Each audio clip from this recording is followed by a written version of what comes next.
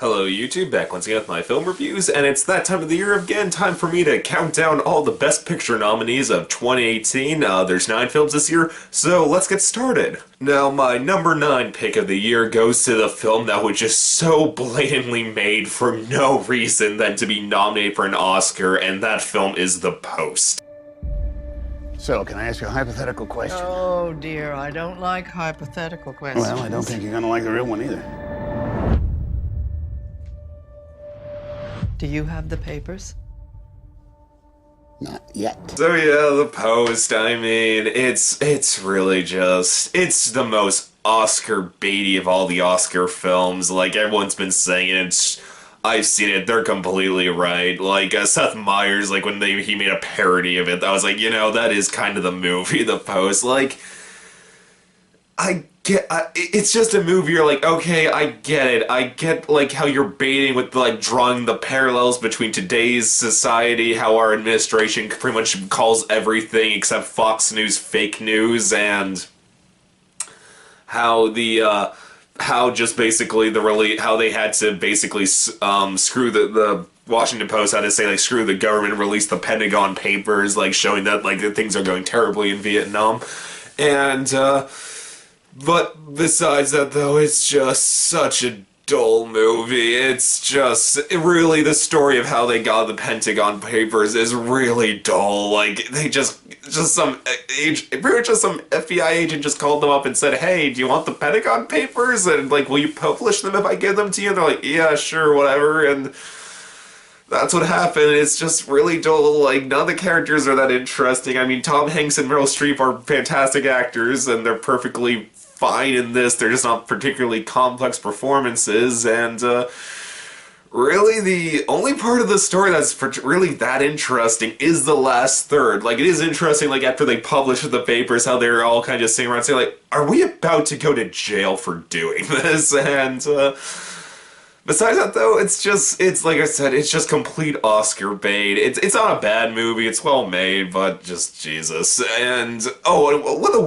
weird things about this film, it had this most strangely star-studded cast of all time. Like, there's Hanks and Streep, but then, like, Alison Brie is in this film. I was like, yeah, okay. And I was like, wait, is that David Cross in the background? Then, like, Zach Wood shows up. It's like, wait, what is he doing here? And then, like, Sarah Paulson makes a cameo. I was like, wait, you got Sarah Paulson to show up to do nothing? And it's just weird. It's really distracting when so many famous actors and comedians show up and they're given, like, nothing to do. But anyway, that's The Post. If I had to give a score, I'd say it's a 6 out of 10. It's a perfectly decent film that was just made to be nominated for an Oscar and nothing else. So, yeah, number 9, The Post. Now, for my number 8 pick, I know a lot of people absolutely adored this movie, but I'm sorry, no, I just really don't get why this movie was so beloved, and that film is Call Me By Your Name. Professor Perlman. Thank you so much. So nice. Il est très confiant, hein? I can show you around. That'd be great. Thank you.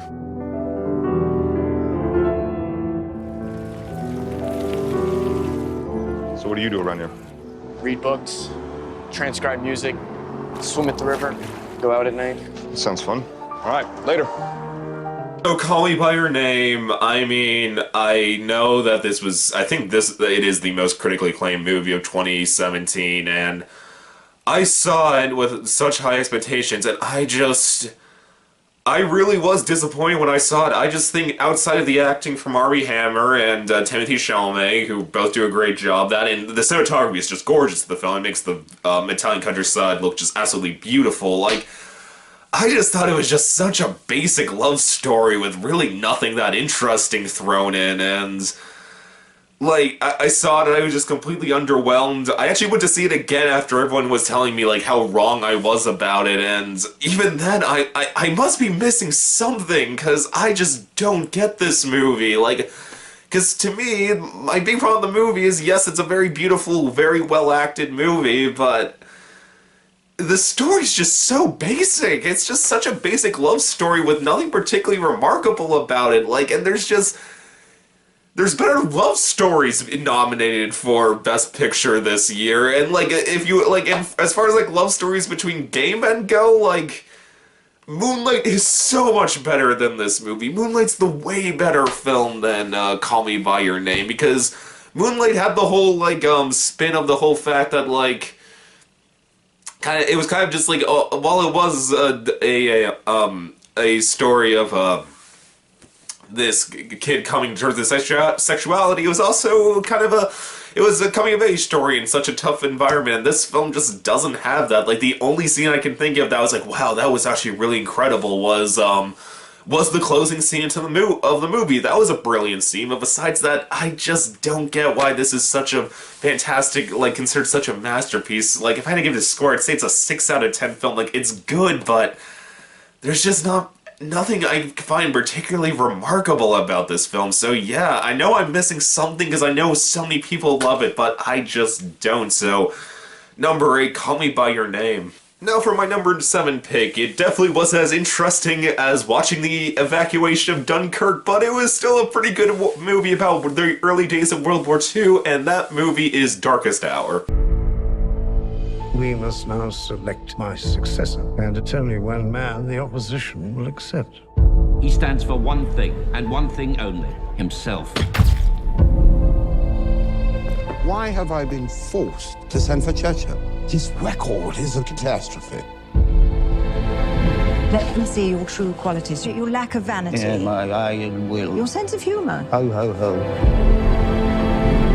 Your Majesty. It is my duty to invite you to take up the position of Prime Minister of this United Kingdom. So, Darkest Hour, I know a lot of people would say this was the most Oscar baity year of the film and not The Post. I can't say that because with The Post, I just think the only reason this movie was made was be nominated for an Oscar. This film, I get the strong feeling that the director actually was, like, found Winston Churchill an incredibly fascinating guy and wanted to tell the story of his early days as Prime Minister, which this movie does. It does it very well. It's a very fascinating story, just how you learn basically, like, how the British, like, so many people in Parliament just wanted, like, to surrender because they didn't want to go to another world war after World War One. That and the real reason this movie was made to get Gary Oldman to play Winston Churchill. Yeah, he is just truly incredible as Winston Churchill. He's just such a, just, like, spiteful, kind of, like, cynical, just, like, will say whatever, refuses to, like, bow to anyone,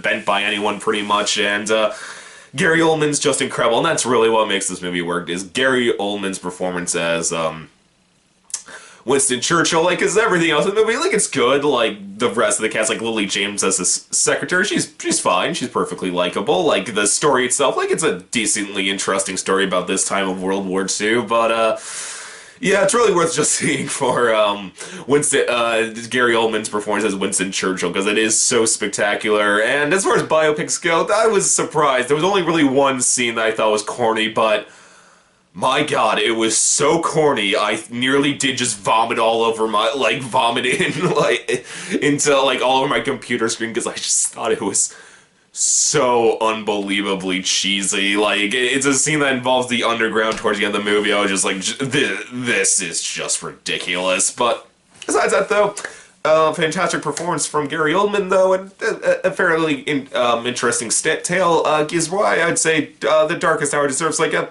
7 out of 10. So yeah, Darkest Hour, number 7. So now for my number 6 pick. I know, once again, this is another movie so many people absolutely love, and I like this movie. I think it's good. I just really wished I could have liked it more, and that movie is The Shape of Water.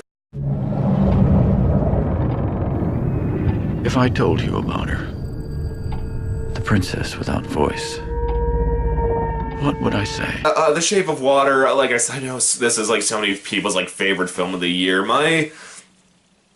My big problem with this movie is it may have to do with, like, the fact I'm a huge fan of Guillermo del Toro, and like, when I heard he was doing another adult fairy tale, I was really hoping this would be the next Pan's Labyrinth, because I think that's far and away his best movie, but that's not what this is. It's not nearly as good as Pan's Labyrinth, in my opinion, because I'd say this is the big difference between The Shape of Water and Pan's Labyrinth. Like, because they have a lot of similarities. Like, the acting's fantastic. It's visually so creative and so, like, mesmerizing, but the big difference between the two as far as, like, Guillermo del Toro doing an adult fairy tale is Pan's Labyrinth was a spin on the Alice in Wonderland story.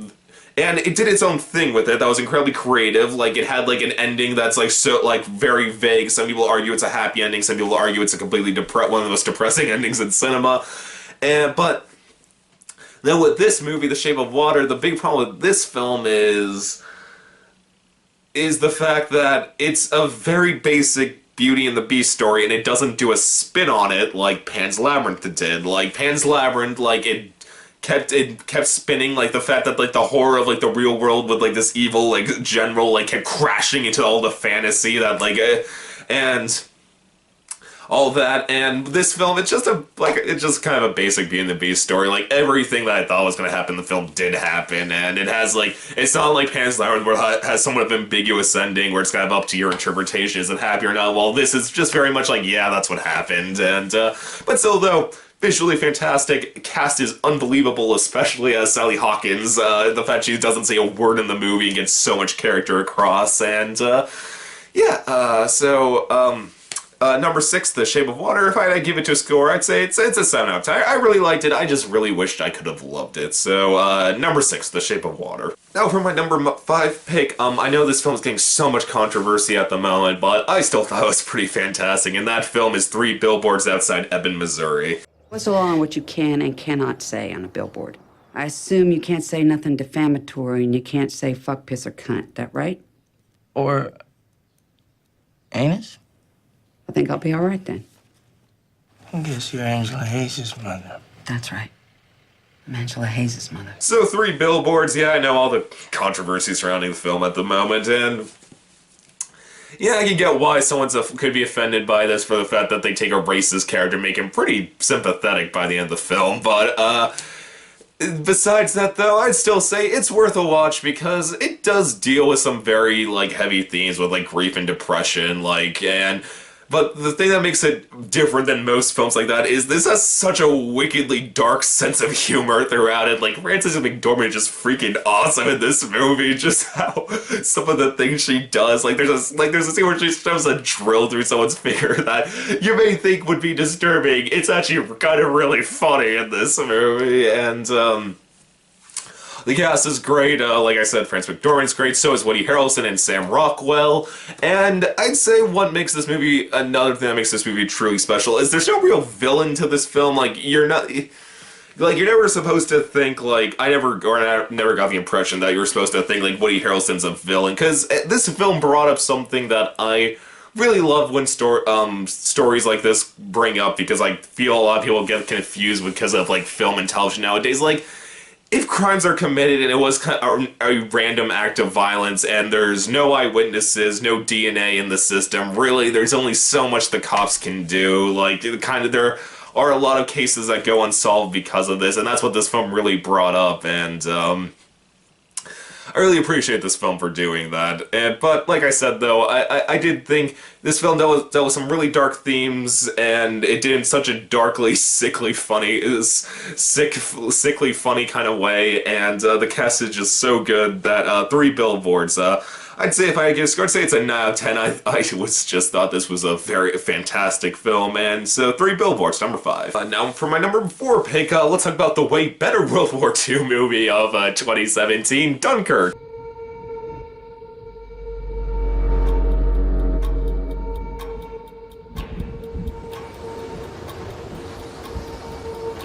The enemy tanks have stopped.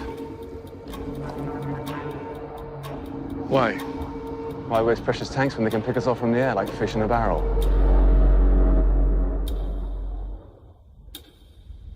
There are 400,000 men on this beach.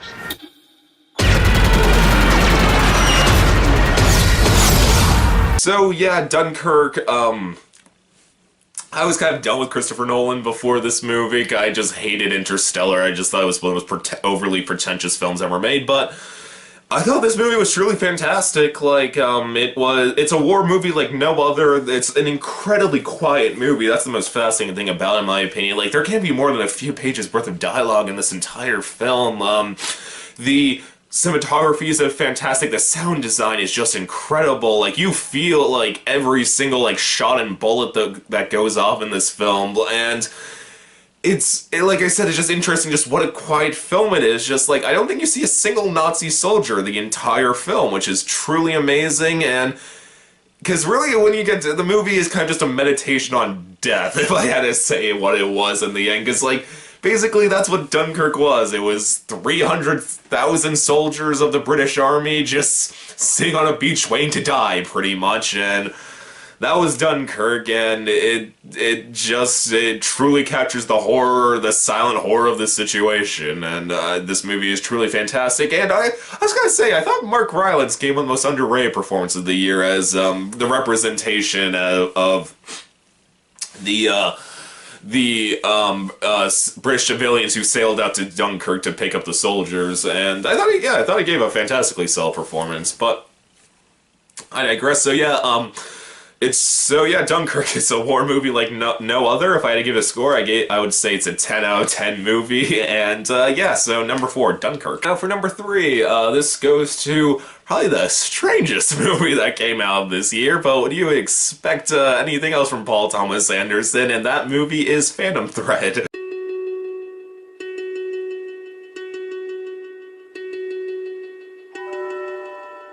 You can sew almost anything into the canvas of a coat. When I was a boy, I started to hide things in the linings of the garments. Things that only I knew were there. Secrets. Good morning. Will you have dinner with me? Yes. Phantom Thread. I'm a huge Paul Thomas Anderson fan. He made one of my favorite films of all time with There Will Be Blood, and he truly makes movies like no other in their genre. And I walked into Phantom Thread having no idea what it was. Like, I got the trailer a few times, but like, I was like, is this a love story? Is this like are these people like supposed to be murderers? Like, is like this a stalker story? I'm so confused, and even when I was watching the movie, I wasn't sure what genre this belongs in, and then it hit me when I reached the end of the film. You know what this film is? This is Paul Thomas Anderson doing a love story. And it's just as bizarre and fucked up and oddly touching as Paul Thomas Anderson doing a love story would be, and it's fantastically acted. I mean, it's Daniel Day-Lewis. If this is his final performance,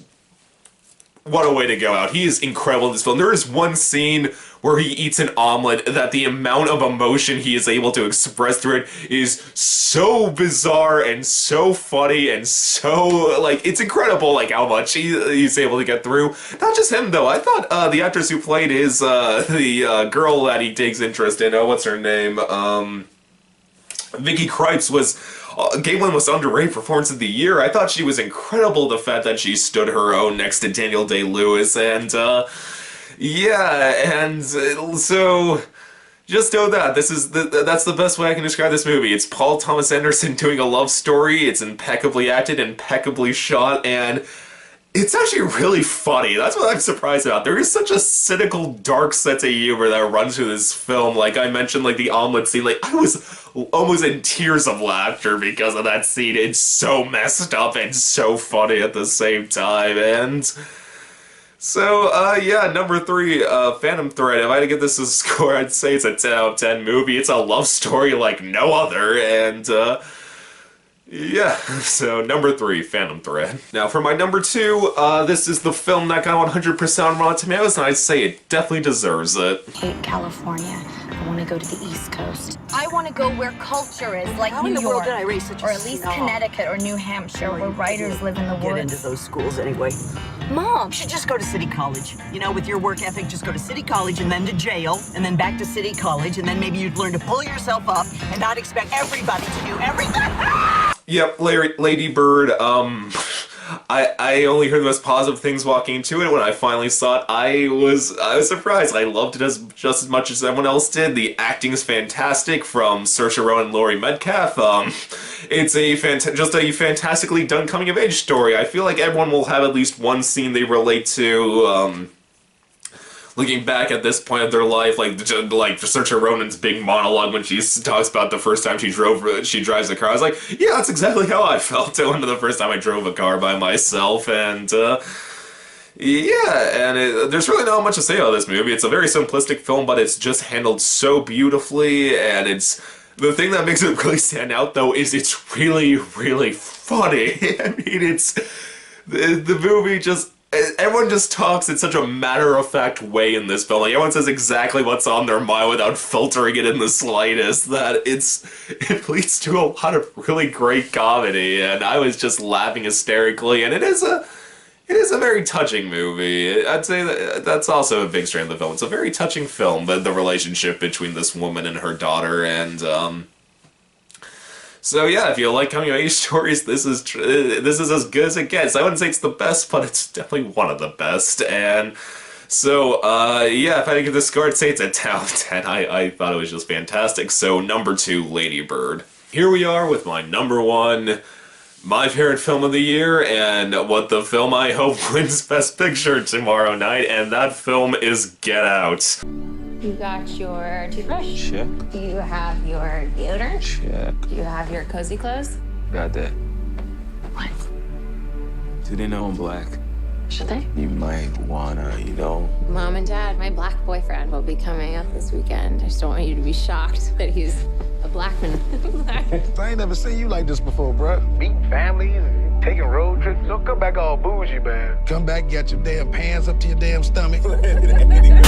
So yeah, Get Out, just an absolutely brilliant social commentary. The acting's incredible, especially from Allison Williams. I thought that's another unbelievably underrated performance I got from this year. Like, I know some people are talking about how, like, the main guy in the film, I forget the actor's name, like, deserves to win Best Actor tomorrow. Like, I thought he was a fine lead. Like, I thought I perfectly liked him. Like, I definitely wanted to see him get out of this situation, but...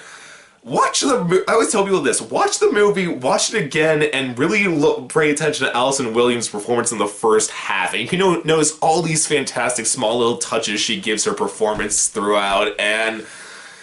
Yeah, but besides the rest of the cast is great, it's fantastically directed, it is so funny and creepy at the same time, and the social commentary is just spot on, and... like I said, I am just begging this wins Best Picture tomorrow night, because then we will. I just would want to see how the Academy would. How would they classify this film if not a horror movie? Because this is a horror movie and it is as good as horror movies get. So I had to give this film a score, yeah, 10 out of 10. So yeah, number 1, Get Out. I'm kind of sad that films like Blade Runner 2049 and Logan were nominated this year, because, I mean, well, both of them are way better than films like The Post, but if those two were nominated, this could have been, like, the most exciting Oscars ever, but still, I'd say it's a pretty good list this year. I mean, there's only one film that makes me cringe for the fact it's on the list, and, yeah, so that's the nominees. Let's see what wins. Okay. YouTube, as always, please subscribe, and I'll see you next time. Okay, bye.